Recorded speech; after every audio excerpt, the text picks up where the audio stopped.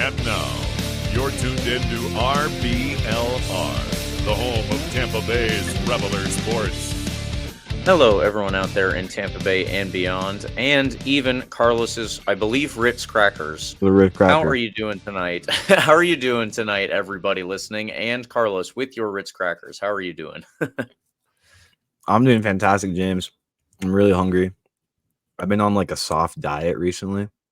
I told myself I'm going to eat one full meal a day, go to the gym every day. I've stuck to it for the most part. Give me credit, James. Okay. I've been in the gym every day for the last 6 weeks. There you go.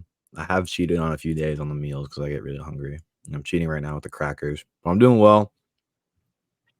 I am better now that it's a few days removed from the result from this past weekend because I was a little frustrated. I'm not going to lie, but we'll talk about that in just a little bit. James, I'm excited because I'm going to be back home this weekend. I'll be at the game this weekend. I'm so excited. It's been a while since I've been in LA and got to see a game in person, live, with the crowd, with the smoke bombs, everything. It's going to be it's going to be great. And what a game to be back for, by the way. Rhode Island. We'll get into that later on.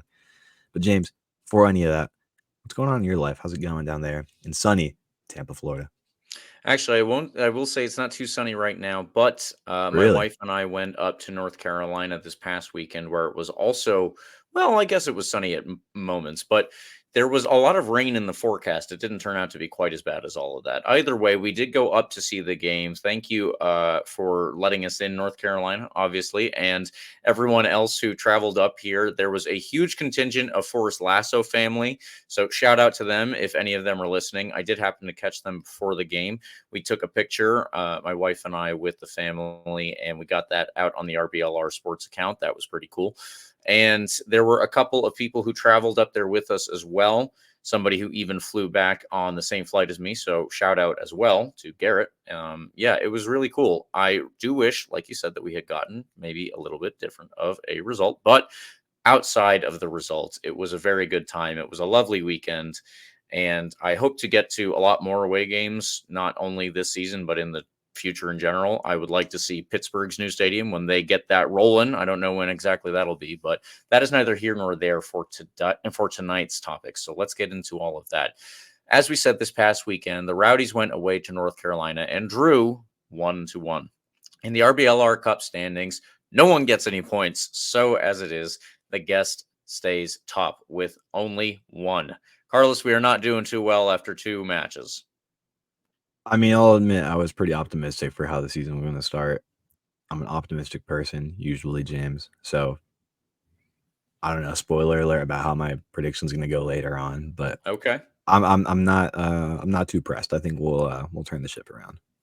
I agree with that. I generally do. Not turn it around. Maybe put it back on track. Maybe it's a train, not a ship. We're going to put the train back on track and keep going forward. We're going to put the train on a ship, and then we're going to ship it into a new train depot. Something like that, yeah. Long story short, we're going in the right direction. Whether it's train, plane, boat, car, I don't know. It can be a scooter if you want. Either way, we will have a very in-depth preview. So if you are looking forward to a preview for the game against Rhode Island FC, please stay tuned to that. Like I said, we are going in depth on this team, and we are going to talk about how hopefully the Rowdies can avoid dropping points again this upcoming weekend. Now, it should be noted that Pacific Nyongabire was called up to play for Burundi. First of all, congratulations to him. It was incredibly difficult for me to find lineup stuff about that. I guess I probably should have checked out the Burundi national team on Twitter. Either way, I don't know which games he did or didn't play in. I believe he at least started in the second game. Regardless, we did not have him this past weekend because of that. I do think overall it's a good thing to have players representing their national team from the Tampa Bay Rowdies. So I still say congratulations to Nyongabire on getting that call up, and we are all happy to see him out there.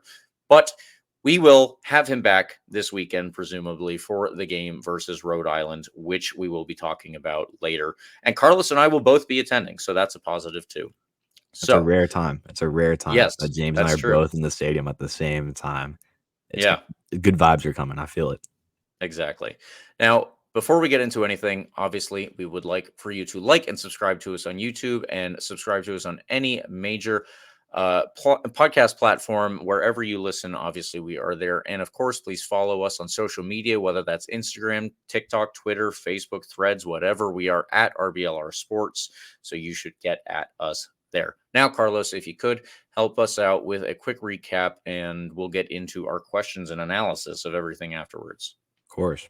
Yeah, you're back. Well, actually, I was going to say back three to start. Of course, we have to start with our goalkeeper. Of course, it was Farr in net. Your back three were Kleeman, Lasso, Guillen. In front of them, you had Jordan Doherty and Crisostomo, with Hilton and Bodley making up the rest of the midfield unit. Up top in the attacking unit, you had Cal Jennings, Arteaga, and Rivera making up that front three. That's kind of continuing, sticking together after that first game. It seemed like Coach Robbie Nielsen liked them together. He went for it again in this particular game. Yeah, the Rowdies definitely struggled to create much in the first half. Went into halftime 0-0. Funnily enough, just like to refresh my memory, I went back to look at the highlights of the game, just kind of get a feel for how everything was going again. There's not a single Rowdies highlight from the first half, and I'll get into it in the second half, but there's very few for the second half as well. The rest of the game, we didn't create too many chances either. The only goal we actually scored was from a North Carolina own goal off of a corner kick. It was like a failed clearance. I kind of just took a really weird loop and ended up in the own goal of North Carolina FC. They were able to come back and level it with a pretty nice goal, actually. They had more chances than us throughout the game. Our expected goals value, if you're a nerd and you care about that, was 0.2. Do with that what you will. And that's about it. That's really the whole game. Ended up 1-1. We probably, I'm going to say we were probably outplayed, which wasn't great because North Carolina FC is not a fantastic team. We didn't do too poorly. We just didn't create much going forward. NCFC actually had more chances than us, and certainly their XG, I didn't pay attention to theirs, but it was higher than ours. Quick standings update after 2 games for us. Slightly more normal at the top now, like James put in the notes here.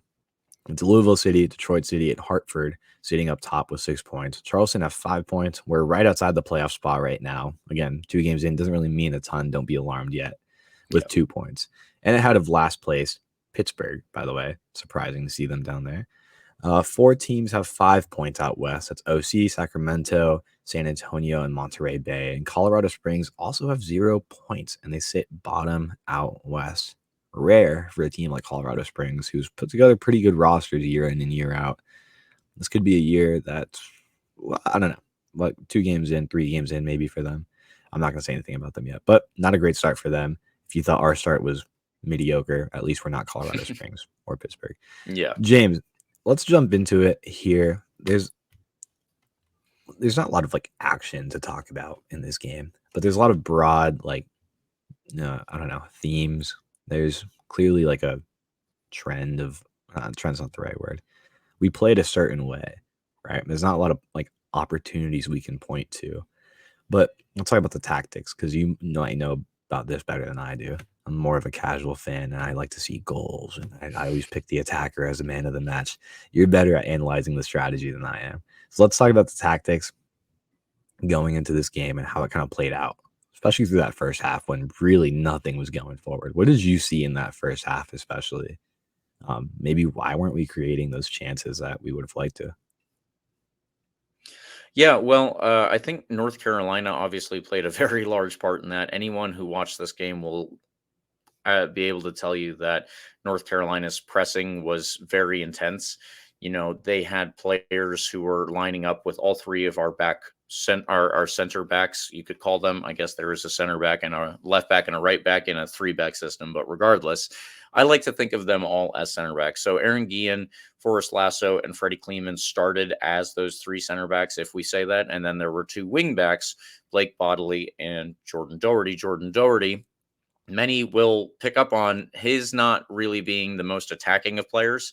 So I think that that's a little bit of a giveaway there about how things might go over the course of a game when he is part of the attacking unit, because the Rowdies are definitely supposed to be relying on their wingbacks and the wide play to create a lot of the chances. So I don't want to put down Jordan Doherty at all as a player. I think that he's a very good player. But as I note in what is going to eventually be the preview article for this game, it's not a skill that a lot of people would list under his strengths, bombing forward with the ball at his feet. I will just put it that way. So Freddie Kleeman, he was coming back from his first game for Well, I don't know exactly how long his injury was. We just know that he was out for the very first game of the season for us. Either way, he played the first half. We assume he's on a minutes restriction because, in my eyes, I thought that he was the best player in Rowdy's colors that night, and then maybe another defender was there behind him. But if he goes off at halftime, then Jordan Doherty can slide back in, and that's exactly what happened. Who goes to the right wing back slot? Well, that was Joey Desart. And Joey Desart is another more defensive-minded central midfielder, actually kind of similar to Jordan Doherty, I would say. Sure. And I think that did limit us in terms of our ability to create things here. So those are two big factors. North Carolina's press was very important. They were very, very aggressive in that press, and I did not see that we were able to break through the lines. And then I really didn't see that there was a ton of outlets for us, obviously, to get past it on the wings there to where we could get higher up the wings with the two players that were on either side. I think that Blake Bodley is more accustomed to it, but unfortunately, it wasn't so much so on the right side. And they could probably just kind of compensate by keeping somebody to pen in Blake Bodley down where he would normally make his run. So the other thing that we mentioned in the preview last week was that if the Rowdies are able to get someone in the number 10 spot, just like Loudoun United did really well against North Carolina in their previous game, I thought that there was a chance that we could find some good success there because North Carolina's press, as we have said already multiple times, as we said last week, it's very aggressive.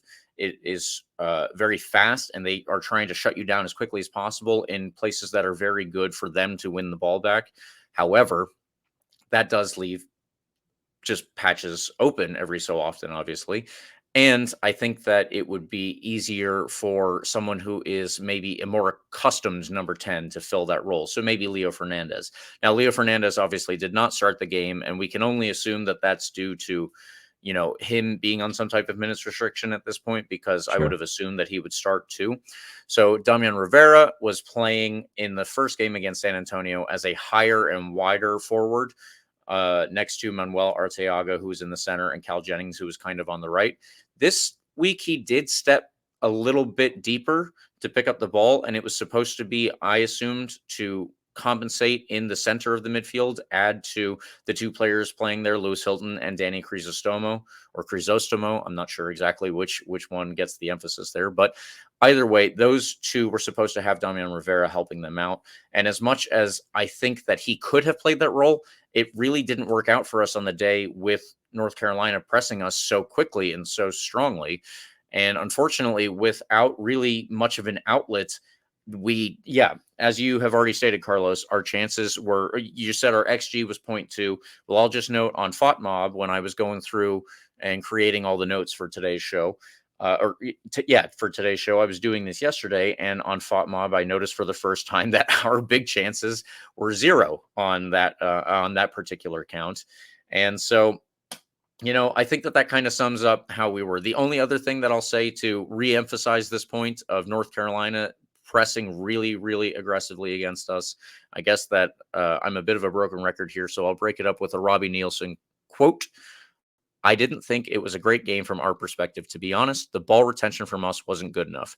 We just didn't control the game at all. It was erratic. That was probably the most disappointing thing. And really, I don't think that there's any better summary than that at this point. So, we need to figure out a way either to play through a press that's like this, because if it is a little bit of a spoiler, we will probably be dealing with some of that this upcoming weekend. But if we can't do that, then we need to look for other ways to get past it. And I don't think that we really ever took a chance to do that this weekend. Or this past weekend. So that was my overall summary of it. Us just being ineffective against a very quick and very strong team out of possession. Yeah. I thought it was Crisostomo, but apparently it is Crisostomo. So you were right. I just looked it up on Wikipedia, and it has his pronunciation there. So I'm sorry to Danny Crisostomo for having mispronounced his name for the past several weeks. Me too. Back to the game. Just a couple stats to highlight, or a stat to highlight on FOTMob, and just looking over it right now. North Carolina had 15 shots it wasn't like a ton of dangerous opportunities. FOMOB also says they had 2 big chances. Right. Like you said, we had 0. But again, they had 15 shots. We had 3, and one of those was on target. It wasn't even our goal. So No, it was not. yeah. So do with that what you will. Again, it's not like North Carolina had a ton of dangerous opportunities. They had more, but it was a pretty low bar given our offensive output on this night. And that's not something we're used to seeing as Rowdies fans. I think we've been pretty blessed the last few seasons in like our ability to get the ball forward.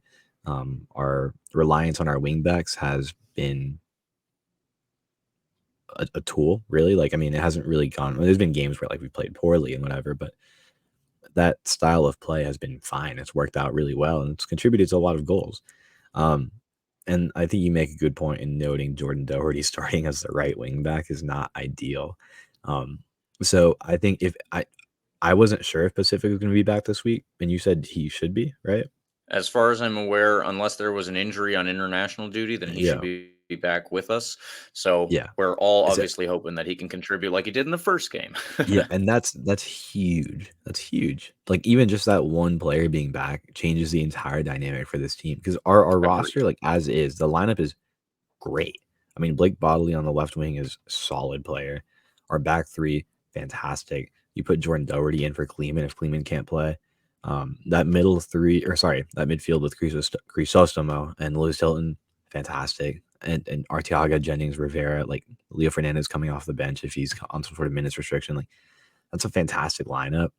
And it totally changes that dynamic and like our ability to get the ball forward with Pacific on the wing. It's entirely different than having Doherty on the wing. So that should be a huge, huge difference from this game to next game. And that's ignoring all the other injuries we have. Because, by the way, if you look at the bench for this particular game, it was very thin. It was Joey Desart, Joshua Perez, and this is a theme from last week as well, because there's still lingering injuries from offseason. Joey Desart, Joshua Perez, Leo Fernandez, Christian Ortiz, the kid, right, from TVU. He's, how old is he? 16, 17? 16 years old. He's good, by the way. He's really good. Obviously, not sure if you're going to put him in a game when you need a couple goals or whatever. Scubas, again, one of the youth players, and then Brano, the goalie. So, like, we subbed in every outfield player that wasn't under 18 A teenager. years old. Yeah. And obviously it didn't help a ton. I mean, Leo Fernandez came in and did like what he could. Joshua Perez was again, same type of thing. Wasn't able to contribute a ton. Joey Desart, I really don't know what to say about him. He was just kind of there. I'm sorry, that came across as very mean. Like I didn't mean for that to be like super blunt. Like it's just like that's kind of the story for most players on the field on this night. Like there wasn't a lot going on. There wasn't a ton of opportunities. Not really any chances being created, notable chances or any chances.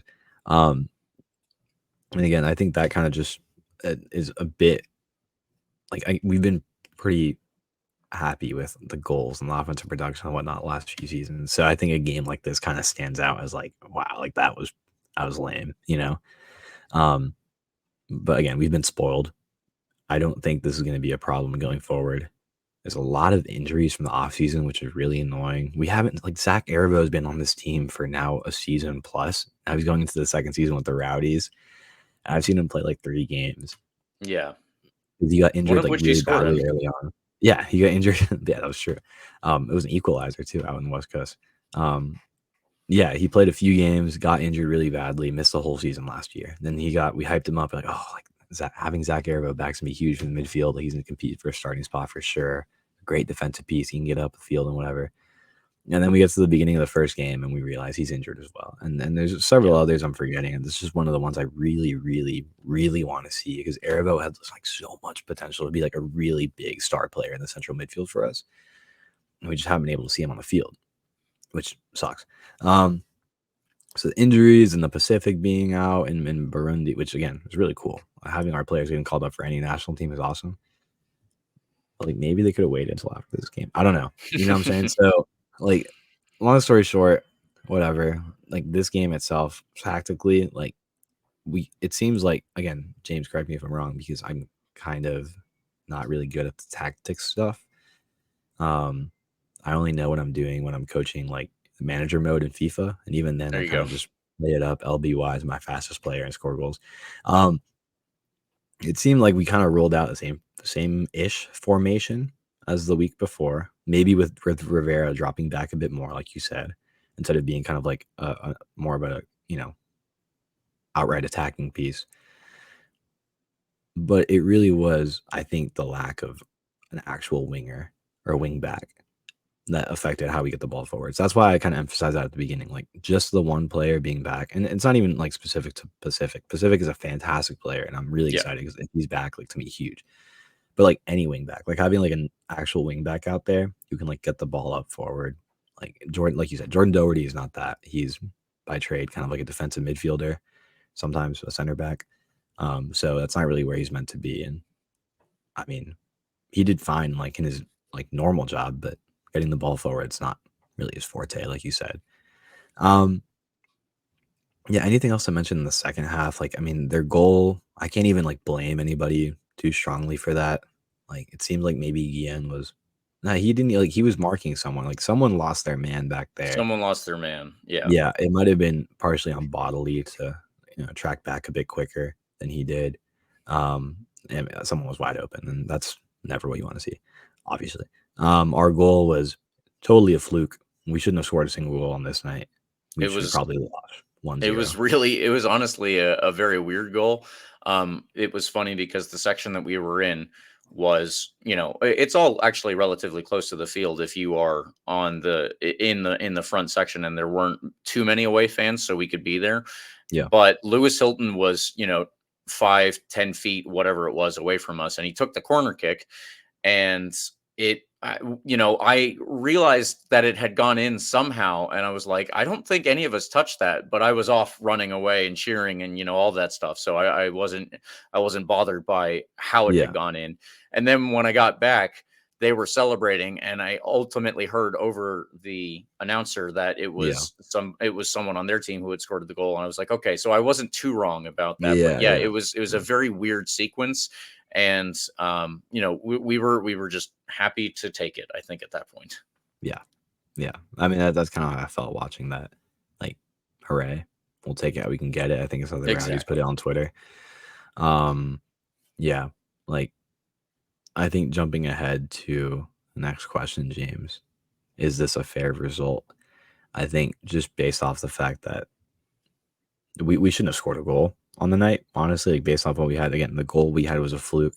They were creating not a lot, but they created enough, and one of those was a goal. It seems like we should have lost this game, if you ask me. Um, it's usually I'll say, "Oh, that game wasn't like that's fair. Result wasn't fair. Like we should have won." Like in this case, I think we might have even got lucky. Going into this game, it felt like we should probably come out with some points and hope. Usually, it felt like it should be 3 points just based off what we know about North Carolina. But to their credit as well, like North Carolina had a great game. Like for what they did what they wanted to do, right? Yeah. Which was kind of like shut down our attack, and part of that was just us not having, it seems, the resources to be able to do that because everybody's injured or in Burundi. So, but they did what they wanted to do. So it seems like they did their job well. And honestly, we could say that we didn't deserve the point. Just based on how the game went, based on what I saw, you look at the stats, 15 shots at 3 shots. Like North Carolina has an argument to say they should have won this game. And it's an argument I would buy pretty easily. Yeah.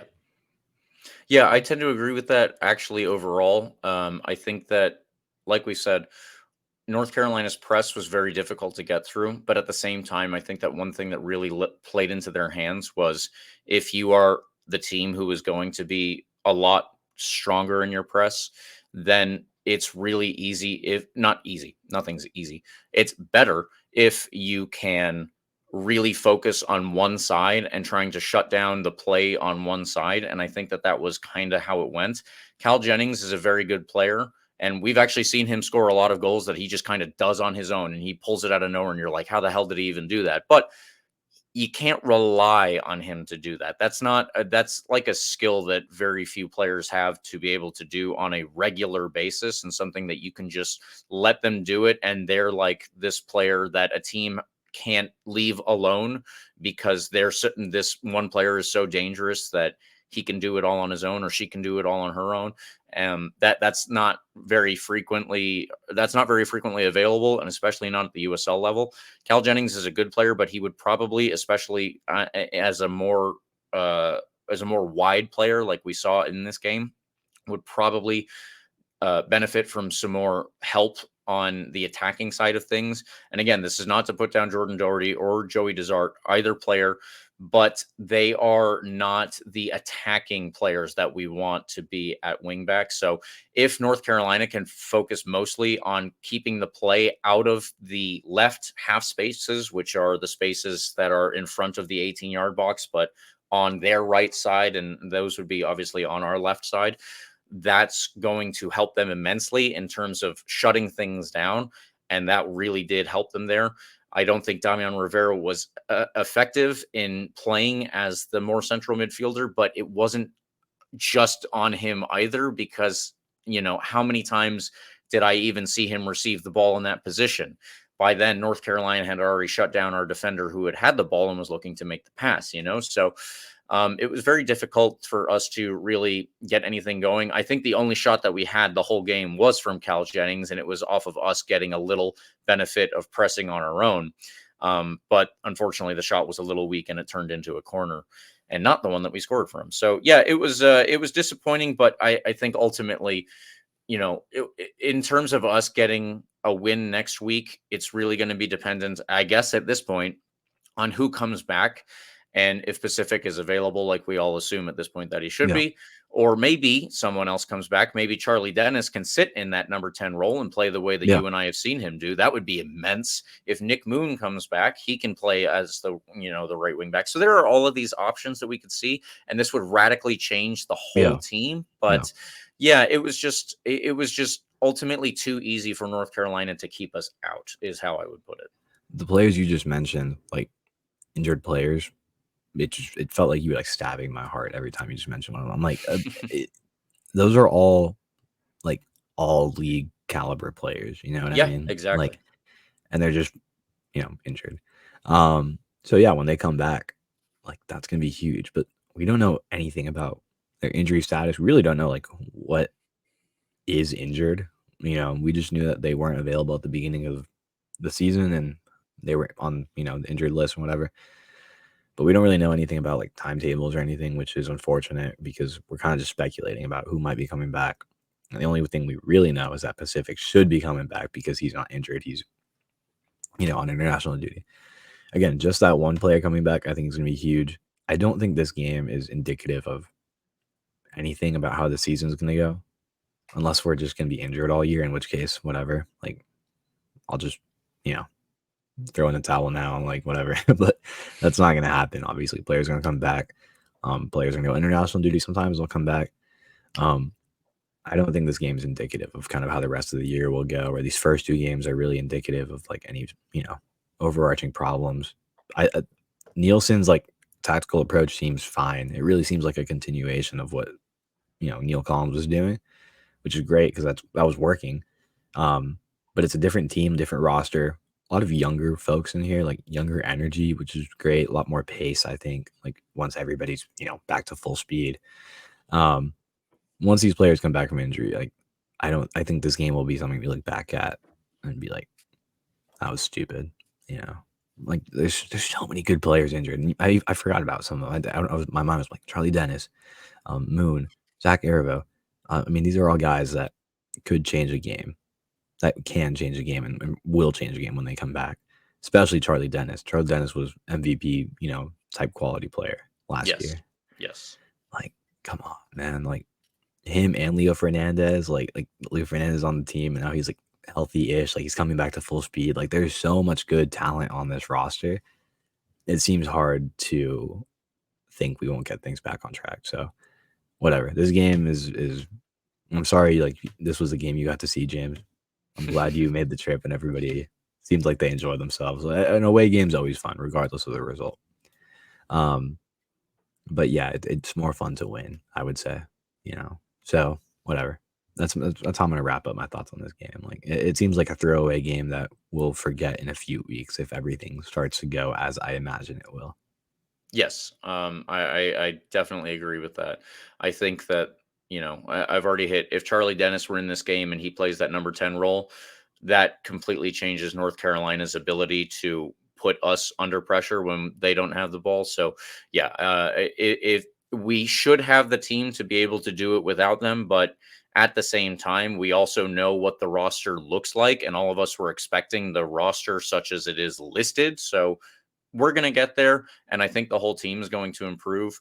In the meantime, I do, there are slight tweaks here and there, but none of us is expecting this to be the whole team that we have from March until November, if we make it that far. So, yeah, that's how I will leave it there. And with that out of the way, Carlos, I want to jump into my man of the match because it's going to sound a little or not a little Yeah. preachy, but a Yeah. little pandering. But I want to make sure that it is known that I'm not just pandering with this pick. So Sure. then I will turn it over to you with that one. The man of the match for me for this game is Forrest Lasso. How did I arrive at Forrest Lasso? Well, I'll tell you, it is not just that I ran into his whole family before the game. It is not just about that. Although if they are listening, obviously, we do hope that you continue to tune in. We hope that you spread the green and gold gospel, which is, at least for us, RBLR sports. And we do hope that you continue to wear the colors around Raleigh, Durham, Cary, everywhere in North Carolina. But to make sure that everyone knows that I'm not just pandering to hopefully our new crowd of 30, 40 people, I will point out that my man of the match pick for the first half was Freddie Kleeman. And then obviously he was subbed off at halftime for what we can assume is a minutes restriction. And Forrest Lasso appeared to be the best player. Going from that, I was, like I said, doing the notes for this show yesterday. And on FOTMob, it turns out that Forrest Lasso was actually the highest rated player there. So that is just a little backing up of my own pick, which was, again, following the Freddie Kleeman situation. So that is my explanation of my pick there. Now, Carlos, I will turn it over to you for your man of the match. We were talking about this before the show started. Before we started recording, like it was uncharacteristically difficult to pick someone else because there just wasn't a lot going on. And I'm not saying this like I'm settling for this person because he's great. He had a pretty good game. He did his job for the most part. So, or he did his job. I won't even qualify it for the most part. I will also say Forrest Lasso. Yeah, the little banner says it down The below. RBLR man of the match, Yeah, not James and exactly. Carlos. RBLR. Exactly. It's rare. It's rare that James and I will pick the same person. But yeah, Forrest Lasso, he had a fine game. It seems like he's kind of like he hasn't really lost his step. I think last year he had some mistakes, and we were like, oh well, maybe like, he's been in the game for a little bit. Like no, like he's good. Like he's still very good. He's good. He's back. We got him, folks. And he's sharp. Yeah, like I feel like the mistakes that were kind of like popping up every now and then last year might be out the window. It seems like he's locked in this year. So yeah, I mean, it's great to have that kind of player in the back going forward. And, if he can keep up that performance and we get the offense going, like, come on, we'll be all right, guys. Yeah, absolutely. Now, we do have a game to preview, but before we get to that, I want to say liking and subscribing is free, but if you think you might need some new threads this year, you could help out our podcast a little bit more by heading over to shop.rblrsports.com and checking out all the designs that we've got going on there. There will be a link in the description, of course, and you can use the promo code COYR for 10% off. Please do check it out and look at what we've got going on there. I believe that if you do, you will find something you like. Now, let's get into our preview. Carlos, could you get us started here on this game we've got coming up that you and I will both be attending? Yep. It's going to be a rare RBLR high attendance. Well, actually, no, Eureka and you are usually there. I will be there. I'm so excited. Like, it's been a while since I've been in the stadium, on the water, gotten a drink pregame at wherever around there. I haven't been 21 for very long, so legally, I guess it'll be like the first time I grab a drink around the stadium. No, that's not true. Before the game, it's gonna be great. I'm so excited. It's gonna be a blast. Everybody should be there because not only is it gonna be just a good game like always, and it's always a fun time at Atlantic Stadium, but it's a good opponent. It's a fun opponent. And there's a few storylines here that we can talk about in just a second, but it's going to be fun. This weekend, we play Rhode Island FC at Al Lang Stadium at 7:30 on Saturday night. Be there. It's going to be a blast. Rhode Island, like us, has 2 points from 2 games. Obviously, it means they drew both of their opening games. One of us has to win this weekend. Like one of them will break I guess we could theoretically both start the year with 3 draws in a row. I hope that's not the case. Yeah, whatever. The first game, they did nearly lose to New Mexico, but it was actually an own goal that helped them out in their situation in the 92nd minute. That's the second minute of stoppage time. They equalized with an own goal from Gloucester. I don't know who that is, but sorry for him. The second game was a 2-2 draw away to Monterey Bay FC. It was 2 goals from Albert Diqua. Again, like a fantastic player. We've talked a lot about Rhode Island FC going into this year because of kind of like the super roster, not super roster, but they were pulling together a really impressive roster for like a first-year team in the USL. It's really interesting. Yeah, that's something I forgot to mention. By the way, this is their first season, so this is going to be their 3rd game ever. Hopefully, it's their first loss ever as well. And it won't be their first one ever. Yeah, the original starter, Koke Vegas, might be out with an injury, likely to be replaced by Jackson Lee. The defense has been Stephen Turnbull, Karifa Yao, Grant Stoneman, and Frank Nadarse. Oh my goodness, I'm going to butcher this name. Jojea Quizera. No, you got it. You got it. Connor McGlynn and Mark Ibarra started behind Joe Brito in the last game with Noah Fuson and Albert Diqua up top. Diqua's 2 goals put him in the lead, while Fuson's 1 assist put him on top of that category. High shots on target stats for them. Kleeman returned for us, but only for 1 half, so keep an eye on Freddie Kleeman's status.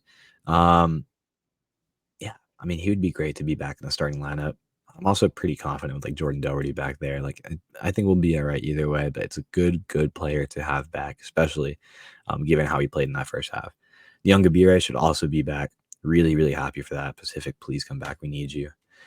Meanwhile, though, really interestingly, JJ Williams has not actually made an appearance for Rhode Island at this time. This is very strange, I think, because JJ Williams was one of the best strikers in the league last year once he got it going. That partnership with Cal Jennings was incredible. Maybe he's injured. I don't really know about any injuries, James. I don't want to spread misinformation. I haven't seen anything specifically from Rhode Island, so I'm not sure. But looking back, he hasn't even been on the bench for any of these games, these first 2 games. So this was kind of like the big storyline I was thinking of, like, oh, JJ Williams like coming back after having a great year with us last year. Like, wow, like, it's gonna be really fun. But yeah, I mean, he hasn't made an appearance, which is to our benefit because him and Albert Diqua up top is like unfair, like really.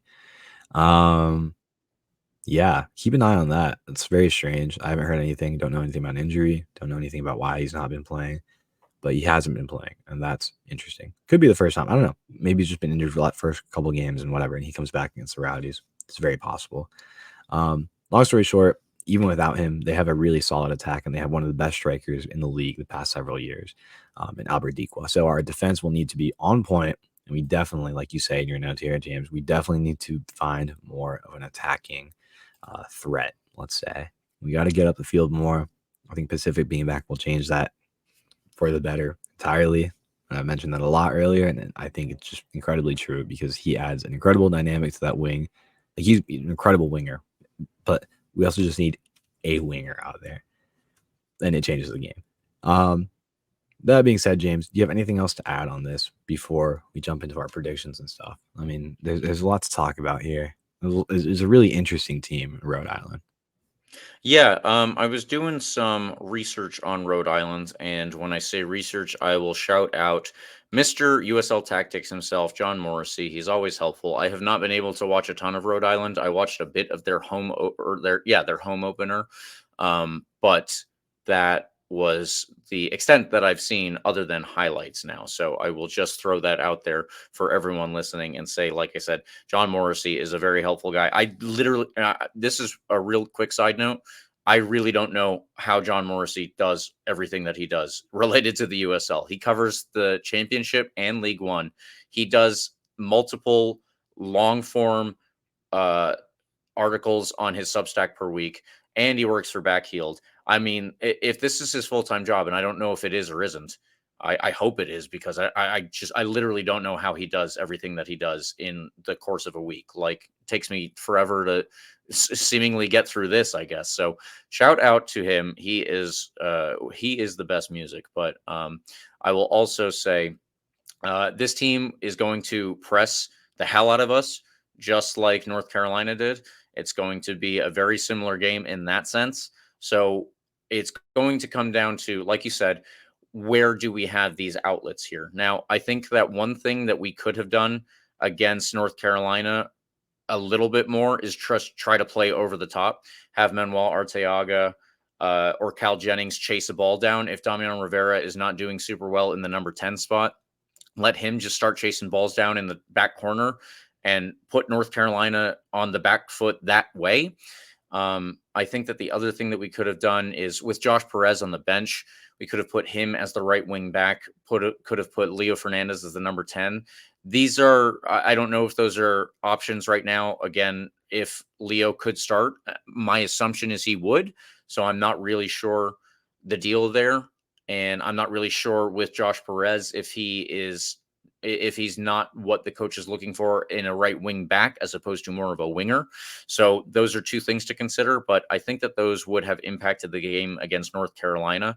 If we can take those lessons from this past weekend, apply them to this coming weekend, and also hopefully use the benefit of being at home to help ourselves out in terms of, getting locked in mentally.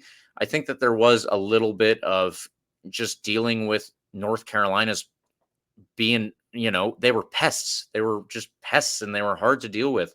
So if we can play at home, maybe that will also help the team get into the proper mindset of dealing with probably a very pesky, very pesty team with Rhode Island this week. So, there are all sorts of positives to look forward to. I think that there are also the negatives of playing against just a very similar team. So we saw the potential drawbacks of playing against North Carolina, and how difficult it was for us to get past them. If we are having a similar game against Rhode Island, then it's going to be a similar type of result, or potentially worse, depending obviously on their finishing. So Albert Diqua is one of the most dangerous players in the history of this league. He's one of the most, prolific strikers for the past 2-3 seasons, whatever it's been. And He's all right. I think that, say what? He's all right. Yeah, he's all right. Probably He's lock all him right. down, to be honest. But of course, we've already talked about how good Forrest Lasso is this year. I think that he has had a standout 2 games. If Freddie Kleeman is able to play more than 45 minutes and he plays the way he did this past weekend, he was a standout. I think Aaron Guillen can lock it in a little bit more, but Jordan Doherty is also there to contribute at the back as needed. So these are all potential options. Again, it's just putting it all together in a way that I think that we know that we can do as fans, and also for the Rowdies as players. Yeah, I'm feeling, I really, it's up in the air for me, Carlos, because I think that it's going to be, like I said, I really do think it's going to be a pretty similar game. I think that Joe Brito is going to play as the number 10 for Rhode Island in their system. And then they're going to have their left wing back and their right wing back matched up against ours. They'll have 3 at the back to match up against what I can assume are 3 at the back or 3 at the top for us. I'm very, it's just going to be an interesting way to see if the lessons from this past weekend, whatever the team takes those to be, can be taken to heart and can be mentally prepared for, so that the team is locked in. Because again, it just came down to us holding possession. I think that New Mexico, for what I saw of the first game versus Rhode Island, was able to play through the press a little bit more from their opponents. If we can handle that and actually play through the press a little bit more, A, it will be an improvement of our game against North Carolina, and B, it will put us in good stead against Rhode Island. Barring that, honestly, they like to get really, really high, just like North Carolina does when they don't have possession. Their defenders are right on the halfway line. I think that we also have some players that we can just pump the ball over the top of them. Forrest Lasso has done this quite a few times. Lewis Hilton, for God's sake, he can pick out a pass like nobody in this league. So if we can put a pass into the right spots over the top of the Rhode Island defense, that alone will at least lead to a couple of chances. I cannot imagine that Cal Jennings, Manuel Arteaga, Blake Bodley, Pacific, if he comes back, will not be able to get in behind Rhode Island's defense and contribute and actually create some chances. Another side note, I should say, every time, Carlos, you say Pacific, it's really funny because he came from Canada last year, even though he's not originally from there. So I keep thinking of a team in the Canadian Premier League, Pacific FC. And I'm like, Pacific what do you FC. mean Pacific FC? We're playing this whole team. No, I understand it every time, but it just takes a little bit for my brain to catch up to where we are.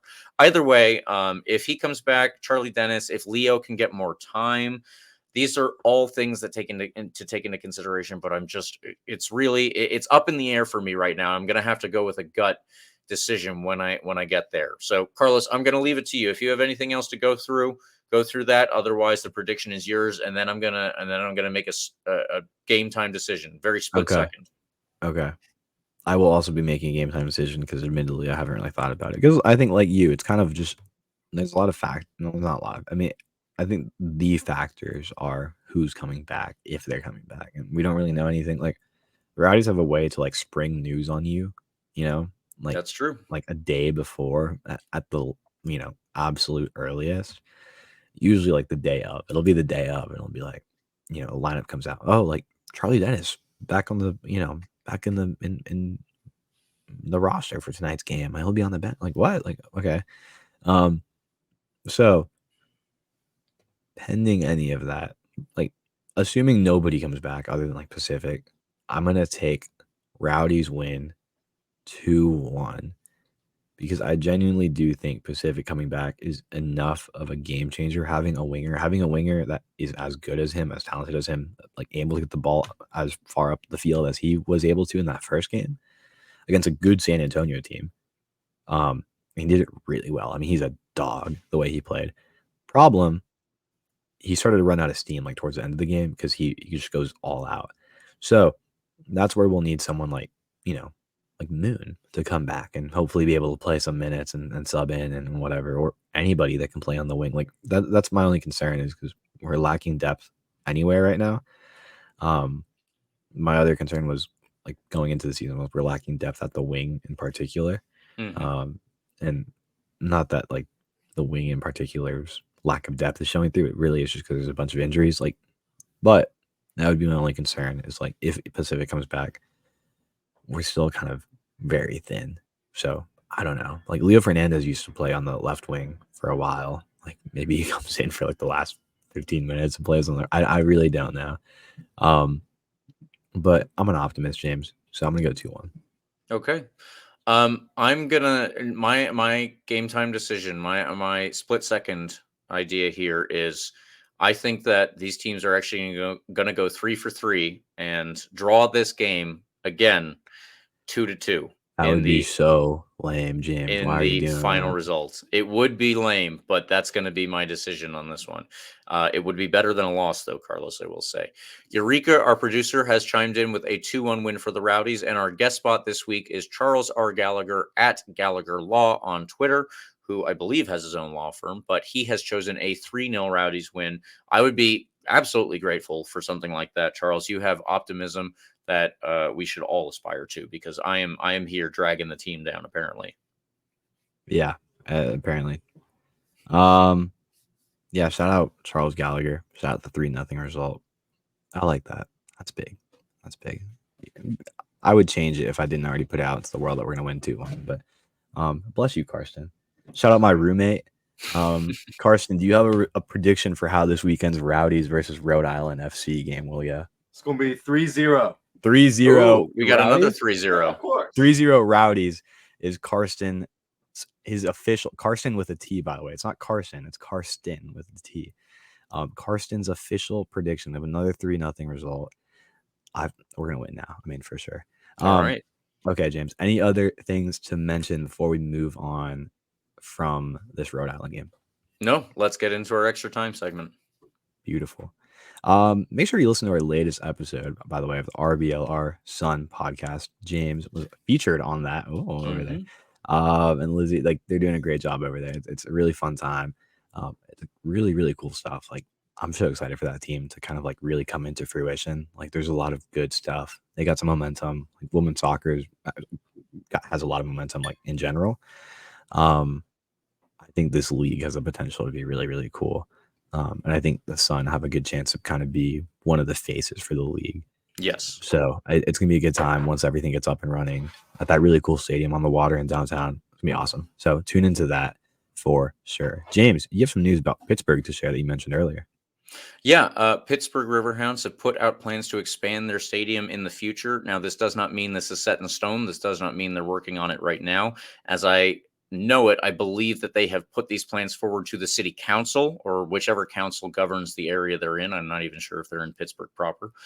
Anyway, all of that being put to the side, Pittsburgh Riverhounds want to expand their stadium.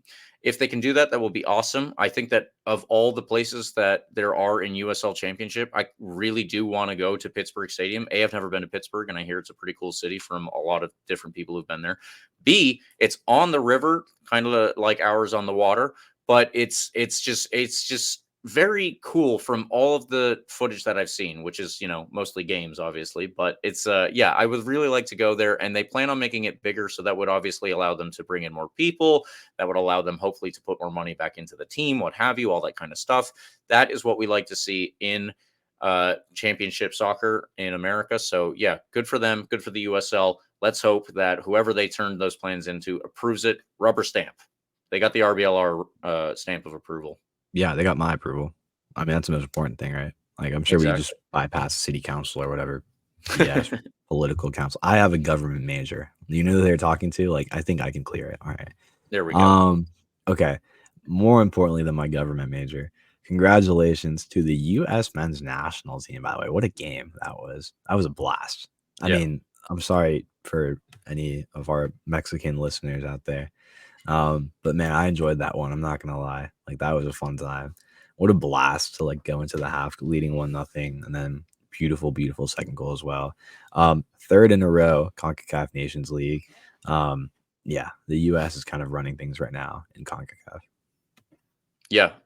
If we continue this as we go through Copa America, I think that would be great. And then, there is the World Cup that we all host, but I think that most of the games are in the States. So it's all looking positive. That was going to be my follow-up point was Copa America, because that's crazy good momentum leading into Copa America. Yeah. Mexico looks like bad, by the way. Like, it's not that the US, like, this is entirely crediting the US for a great performance. Mexico just looks like bad. You know, like, they don't look like a great team at all. Originally, like, so Ecuador was drawn into the group with Mexico, Jamaica, and Venezuela, which is a tough enough group. It's not bad at all. I'm not really that concerned about Mexico anymore. Like, no. Like, Venezuela and Ecuador, I think, are clearly the two best teams in that group based on how recent games have gone. Only factor might be like the heavy Mexican crowd, in our game against them. Like, I don't know if that's much of a factor. Like, but I don't know. I mean, putting that to the side, the US looks really, really good going into Copa America. Could be a huge momentum boost going into that tournament. Yeah, I mean, they look good. Like, they could go far. Obviously, I want Ecuador to win it. I'm going to put that out there. But I would not be disappointed if the U.S. makes the final and pulls off a bit of an upset against an Argentina or a Brazil or something. That's very pie in the sky, but we can always hope. I mean, look, they're playing on home soil. Like, that's big. Like, and the team is as good as it's ever been. Like, why not? Like, it's obviously like you're going to be the underdog in a game against Argentina, but like, why not? In a final, your big players are going to shine through. Pulisic looks as confident, as elite as ever. The midfield looks elite. Weston McKennie just looks solid. Serginho Dest plays with a fire that like nobody can match on the field like that. And he's playing with like such confidence. Like, I mean, the team looks good. It's kind of funny. It's like you have all these like elite players and you have like Tim Ream back there. Like, that's my only like my only concern ever is Tim Ream. I'm sorry if Tim Ream is listening to this podcast, like, for whatever reason, but yeah, the team looks good. Yeah, come on the show. even though I just kind of clowned you. I'm sorry. The team looks good, and I just want to put that out there because why not? Just put it into the universe that they could do it all. Why not? Yeah. And with that very positive note from Carlos, lots of positivity in this show tonight. Thank you, listeners, for tuning in. We always appreciate when you do. Please follow RBLR Sports on Instagram, Twitter, TikTok, Facebook, Threads, anywhere. You are, we are too. I am mostly on Twitter, though. If you would like to get at me, you can either use the hashtag AskRBLR, which we appreciate when you do, or you can just use my which is at RBLR James K. Carlos, what about you? At Carlos GPA 10 on Twitter. I'm always tweeting about everything. I was going crazy for the U.S. game. Tweeted about Ecuador losing to Italy 2-0. It's going to sound super biased. I actually think we outplayed Italy, by the way. If you watch that friendly, I actually think we really did outplay Italy. Nice. But we didn't have a striker. Like, we actually did not have a striker. Like, we were playing with like a winger up top, which was really weird. But yeah, tweeting about everything. Come follow me. Ask any questions. Hashtag AskRBLR. And with that, I will also say, please like and subscribe to our podcast. You can get the full experience if you like on YouTube. But if you don't, then we are also on Spotify, the iHeartRadio app, Apple and Google Podcasts. Again, anywhere you are, we are too. Now, for 2 draws in the books and hopefully a win this weekend, come on, you Rowdies. And a first loss for Rhode Island.